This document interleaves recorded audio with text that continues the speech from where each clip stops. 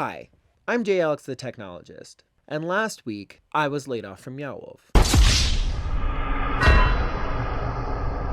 I'd been expecting it for a while, due to poor company management of my skills, time, and talent for the last half of 6 years of employment. But because I am a student at heart, former teacher by trade, and forever a scholar, I use my unallocated time to study, read, and plan. And now that it's time for me to move on from my former job, the next step is to start this channel, so I can share some of the books, frameworks, and experiences I've synthesized over the last 18 years of studying experience design, the last 6 of which at Meow Wolf. I'm going to start this channel by sharing a few of the books I've read lately that shed some insight into what's happening at my former company, because it's happening to companies everywhere. And if you want to be sure to stay tuned in for more, hit that like and subscribe button. Okay, I feel like a real YouTuber now. That's what you're supposed to say, right? Is like and subscribe.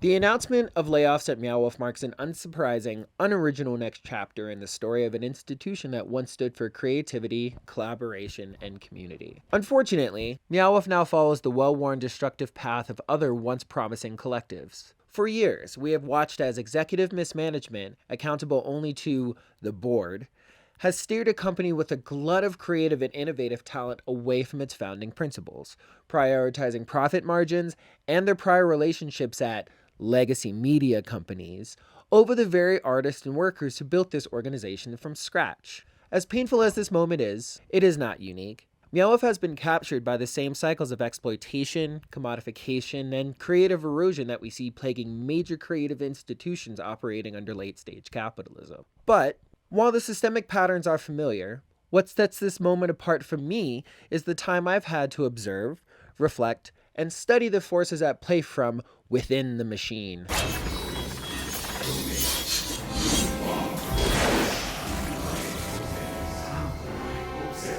As it's grown from a baby into a beast with titanic ambitions.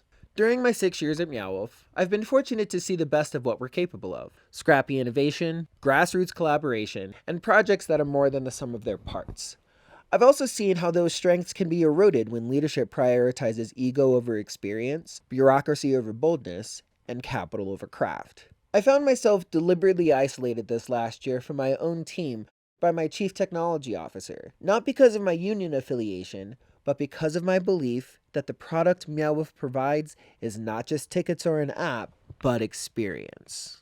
So, while I found myself isolated from years of my own work, suddenly cut off from the professional relationships I'd built and maintained as my career unfolded, I wasn't content to just sit and watch it all disappear without scrutiny. While my career was put into solitary confinement by this new warden, call it the innovator in me, but my curiosity was still free to ponder questions like, how did I get here?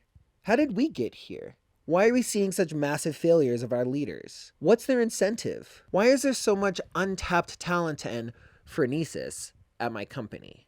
How does a strong community of doers and dreamers become a nightmare run by petty corporate tyrants?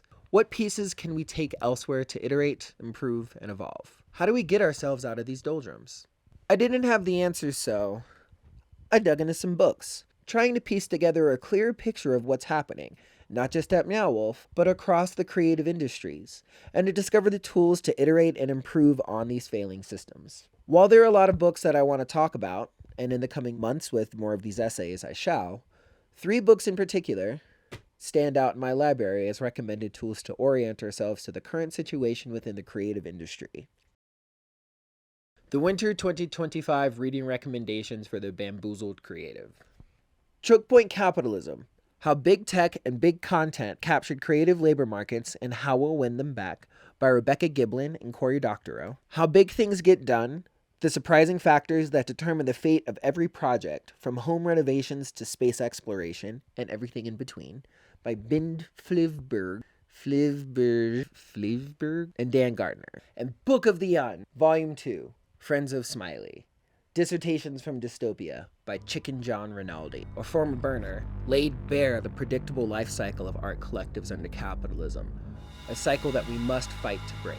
These books don't just explain why things fall apart, they also offer insights into how we might build something better, Despite the cycle of layoffs, mismanagement, and erosion of founding ideals, I still believe in the world Meow Wolf claimed it wanted to create, and still believe in the spark that brought the people within this organization together in the first place. Creative chokeholds.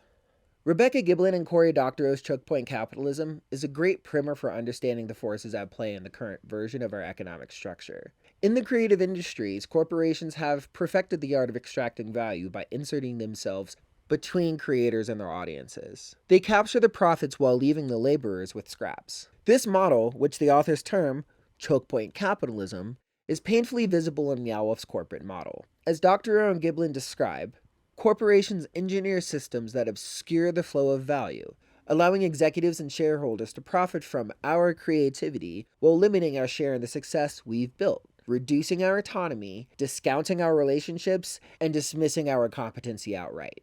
The authors write, choke points are by no means unique to the culture industries. Everywhere you look, corporations are trying to create the conditions that will secure them a disproportionate share of the value of other people's labor. Uber, Facebook, Monsanto, Google, Purdue Farms, and John Deere among them. But they are especially pervasive in creative labor markets, where corporations have demonstrated particular ingenuity in finding ways of burrowing between audiences and culture producers to capture the value that flows between them. In the first half of the book, the authors provide case studies for some of the above companies. They break down just how these institutions went from mutually beneficial platforms that connected customers to businesses to financiers into inescapable nightmare relationships For all except the monopolistic company controlling it all. Doctorow and Giblin emphasize that solutions lie in transparency and solidarity, tools that dismantle choke points and redistribute power. After my first year working for Meow Wolf, I had come to learn from many of the original artists behind The House of Eternal Return, the company's first permanent exhibition, just how inequitable the entire enterprise was becoming as it grew from its own success. We witnessed as an executive class of managers from Disney and Universal got hired into newly minted six-figure salary positions, while those who built the house, a money-printing machine, couldn't afford to rent, let alone buy a house of their own in their own home of Santa Fe. As a response, we formed our union, the Meow Wolf Workers Collective, established into the Communication Workers of America. This book reinforces our reasons for doing so, as the union provided us workers with the tools we knew we needed to fight for our rights. Through the MWWC, we gain an ability to share knowledge with each other across the company, gain even greater visibility into why most of us felt ineffective and sidelined, and organize ourselves to take a stand in solidarity. The authors urge us to use our collective strength to test the fences, and recognize that much of what confines us is imaginary. This old man, he played too. Huh? The ball. Could you throw it to me? Ugh. Dumb fourth graders think they're better than everybody else. But... Their call to action is clear. Reclaim what has been taken, not just for ourselves, but for future creatives. However, I have gained the wisdom over my years inside of the machine to know that knowledge and solidarity alone won't get the big ideas done. How Big Things Fall Apart. Flyvbjerg and Dan Gardner's How Big Things Get Done showed me how poor planning and sideline expertise derail even the most ambitious projects. The research presented in this book is based on an exhaustive analysis of thousands of projects across industries, ranging from bridges and railways down to a simple kitchen renovation. They asked the question, what are the differences between successful projects like the Empire State Building, which completed on time and under budget, and the Sydney Opera House, a project that ballooned to 15 times its budget, came in 17 years late, and ruined the architect's career? Their findings reveal clear patterns of success and failure with the data to back it up. And from these patterns, the authors define a strong set of principles to establish attainable goals and increase the probability of success to reach those goals. Those principles reflect why Meow Wolf found such success with its initial projects. Because of embodied, iterative, modular creativity, small teams of artists and technologists collaborating openly, experimenting boldly, taking the time to create something of quality, by building immersive worlds. My former coworkers understand too well one of the most valuable principles organizations' new leaders need to learn: the difference between shallow, bureaucratic planning and thoughtful, iterative preparation. Meow Wolf workers have complained for years about the kinds of meetings Flyvbjerg and Gardner illustrate. Quote, people could spend years daydreaming about a product, but have nothing more than daydreams to show for it. Just as organizations can burn enormous amounts of time holding meetings filled with meandering discussions that never go anywhere. Governments and bureaucratic corporations are good at churning out this sort of analysis. It's a major reason why the California High-Speed Rail project was able to spend more than a decade in planning before construction began, producing impressive quantities of paper and numbers without delivering a plan worthy of the name. Good planning explores, imagines, analyzes, tests, and iterates. Slow is a consequence of doing planning right, not a cause. The cause of good planning is the range and depth of the questions it asks and the imagination and rigor of the answers it delivers. Unfortunately, this company is now led by the same stale and stagnant practitioners of patterns from legacy media companies that are struggling to find relevance in an increasingly shattered and divided media ecosystem. I've attended too many all-company meetings where execs in tan slacks and blazers claim their desire for Meow Wolf to try to take over the world. We worked hard for this company to stand for something different, only to be captured by leaders from the very industries we were working to avoid. Silicon Valley CTOs and New York City CEOs. These leaders are, to use another Cory Doctorow coinage, and shitifying Meow Wolf, just as many of our once beloved institutions and brands are losing their cultural cachet. On the importance of hiring a master builder is the keystone to a successful project. Meow Wolf is brimming with unrecognized master builders who are overlooked in favor of outside consultants and contractors. Flyvbjerg and Gardner warn the reader that organizations often lose sight of the practical wisdom of their master builders as they grow. Failure follows those leaders who discount the deep experience and well-earned wisdom by the team members they've been hired to lead. Aristotle said that experience is the fruit of the years, and argued it is the source of what he called phronesis, the practical wisdom that allows us to see what is good for people and to make it happen. This book validated for me that I am not crazy, that I know what I am doing, that the people I've been working with for the last 6 years know what they're doing, with the data to back it up. We are not the problem. It's a badly designed system that promotes toxic people driven by leaders who lack any ounce of the creativity expressed by the artists who built the company they are employed at. We understand this machine better than they do, but a better understanding of the mechanisms doesn't reveal why the people within the institution can't rise to the challenge in the first place. One must also address the alignment of the organization's spirit and find ways to codify what that is from its foundation. And that's where the lessons from the Book of the End come in. The life cycle of art groups. My very first Burning Man in 2016 was an odyssey. I brought not one, but 2 major projects across the Southwest from Austin, Texas to Black Rock City, Nevada, and back again. With the right team of master builders, careful planning, and an ability to throw a camp leader's credit card at our problems, I proved to myself that I am capable of executing on grand ideas with the right support and resources. On the way back from the burn, we took a detour to Santa Fe to see this new thing that had just opened up called Meow Wolf. Now, anyone who's been into the world of Meow Wolf or Burning Man's Playa, let alone both, can tell you what a life-changing experience it is, especially if they were part of it in the early days. They will always tell you how things were better back then. So that's why Chicken John Rinaldi's Book of the Un is the latest book in my collection that's been resonating with my frequency on current events.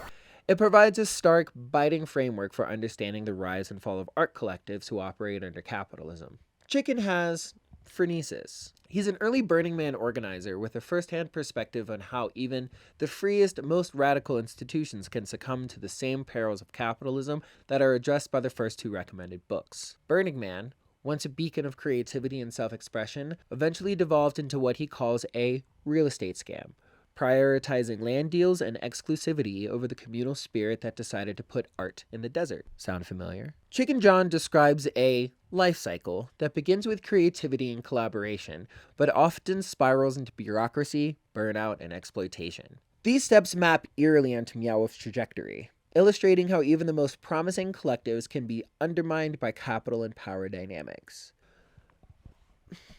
The heartbreaking truth is that what once brought people together to create something extraordinary can be hollowed out, leaving an organization that trades on nostalgia and past achievements while losing the magic of its origins. Here's the full life cycle as Chicken John describes it.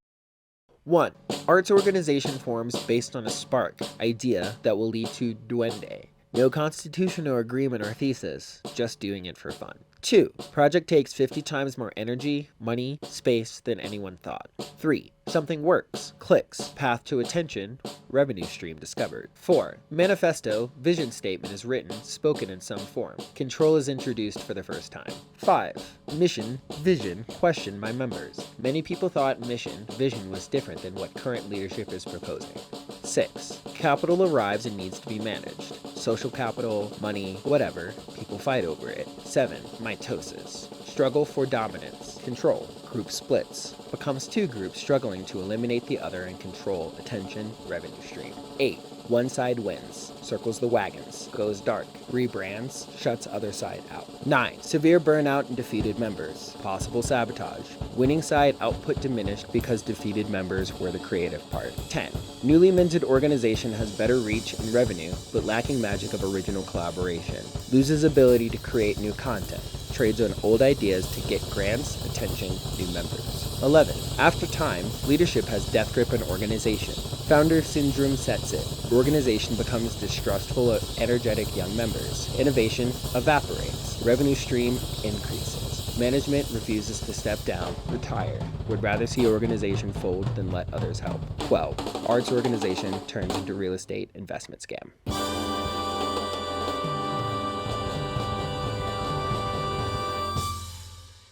Some of this book does much of the same as Chokepoint Capitalism and How Big Things Get Done, which is outlining the cycles that distort the priorities of art groups. But Chicken also provides a guide for how to avoid these pitfalls entirely from the get-go of your organization. Central to Chicken's vision for resistance is the idea of writing a constitution, a framework that establishes rights and relationships, rather than imposing top-down rules. He makes a compelling distinction between rules, which dictate what you can or cannot do, and constitutions, which define your rights and privileges within a system shared with other people.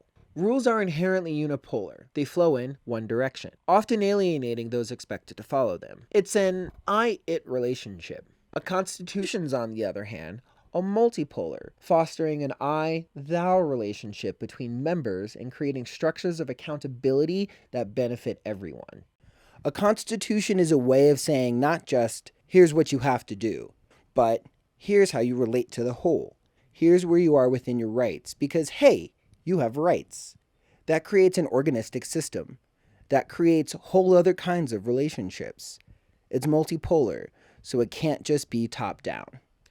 Additionally, Chicken advocates for smaller, federated groups over sprawling, centralized hierarchies. These decentralized structures are more adaptable, more collaborative, and better equipped to maintain the original spark of creativity that birthed the collective. Federations allow for shared goals while respecting the autonomy of each smaller group, reducing the risk of bureaucracy and burnout. Whether it's the decentralized collaborative structures of grassroots art projects, the Icelandic approach to balancing creativity with community, or the small collectives that resist corporate control. These models show us what is possible. They remind us that while capitalism may distort and exploit, there are still ways to foster creative work that is vibrant, fair, free, equitable, and I would argue, sustainable, if allowed to innovate.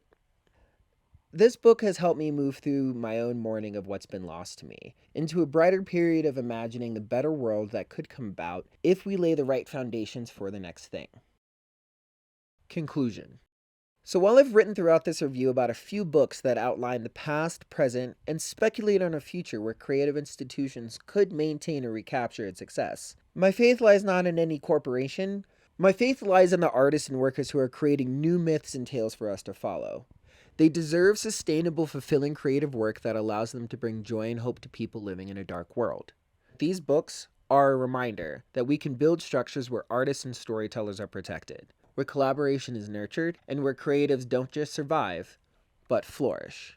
If we learn from the examples presented in these texts, we can use these books as constellations to orient ourselves, get organized, chart a course, and paddle ourselves out of these doldrums. So this winter, get yourself, your friends, your comrades, and especially your founders, a copy of Chokepoint Capitalism, How Big Things Get Done, and the Book of the Un. If you want to stay tuned in, got more coming down the line. Like and subscribe. When we work together, we can build new worlds. That's right. We can build new worlds. Can I have 5? I'm gonna get you a treat in a minute. Yeah.